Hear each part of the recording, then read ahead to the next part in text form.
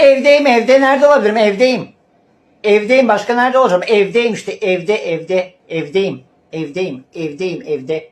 Evdeyim. Babam da babam. Babam da babam.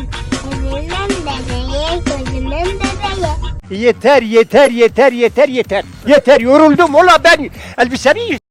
Seni kim doğurdu kızım? Babam. Ben ne yapıyordum? Bulaşık yıkıyordun. Allah'ım senin içine isyan etmek olmaz da ya Rabbi. Vallahi çok perişan olduk. Yemin ederim ki. Çok sıcak. Çok sıcak. Çok sıcak. Manası yok. Normal. Manası yok bu kadar. Dur oğlum dur. Dur oğlum ya Rabbi ya Resulullah ya. Sana şükürler olsun Allah'ım. Just get your shit and go.